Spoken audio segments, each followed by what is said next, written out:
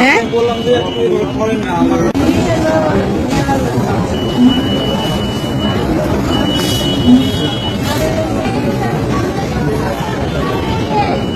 কথা বলি।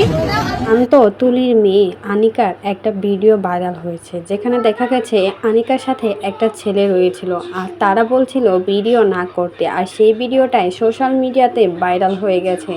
এটাই নাকি আনিকার বয়ফ্রেন্ড, যার সাথে আনিকা পালিয়ে বিয়ে করেছে, আর এখন তার বাবা মা সম্মান বাঁচাতে দুমদাম করে বিয়ে দিচ্ছে, এমনই একটা ক্যাপশন দিয়েছিল। আর সেটাই যেন এবার সত্যি হয়ে গেল। বয়ফ্রেন্ডের সাথে বিয়ে শপিং করতে গিয়েছে আর সেখানে অন্য আরেকজন ভিডিও করেছে, আর এতেই কিন্তু রাগান্বিত হয়ে গেছে আনিকার বয়ফ্রেন্ড। যেখানে আনিকার বয়ফ্রেন্ডে বলেছিল ভিডিও করবেন না, ভিডিও কেন করেন, তখন আনিকাও না করছিল ভিডিও না করতে। তবে সেই ভিডিওটাই ভাইরাল করে দিল এবার সোশ্যাল মিডিয়াতে।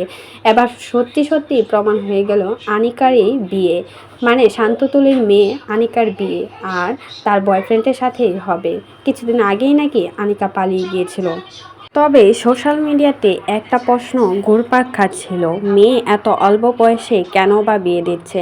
এদিকে শান্ততুলি তার ক্যাপশনে বলেছে মেয়ে নাকি আগে বিয়ে করেছে, আর সেটাই এখন ঘরোয়াভাবে অনুষ্ঠান করে বিয়ে দিচ্ছে, সেজন্যই নাকি এত তাড়াতাড়ি বিয়ে দিচ্ছে। এমনটাই কিন্তু বলেছিল শান্ত তার ক্যাপশনের মাঝে। যখন বিয়ের লেহেঙ্গা বানাচ্ছিল গায়ে হলুদে, তখন কিন্তু এই ক্যাপশনটা দিয়েছিল। আর সেটাই যেন এবার সত্যি সত্যি হয়ে গেল এই ভিডিওটা দেখার পর।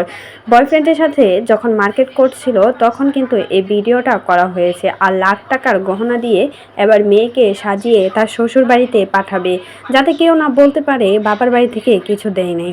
রাজশাহী জনপ্রিয় কন্টেন্ট ক্রিয়েটর বলে কথা, কোনো না কোনোভাবে সবার উপরে তো অবশ্যই যেতে হবে। তার জন্যই কিন্তু মেয়ের বিয়েতে লাখ কোটি টাকা খরচ করে সুন্দরভাবে সাজিয়ে গুছিয়ে শ্বশুর বাড়িতে পাঠাচ্ছে শান্ততুলি।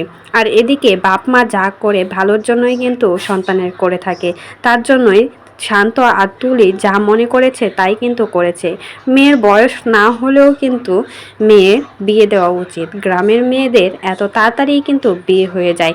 তো এই বিষয়ে যদি আপনাদের কোনো মতামত থাকে সেটা কিন্তু অবশ্যই আমাদের কমেন্ট বক্সে জানিয়ে যাবেন।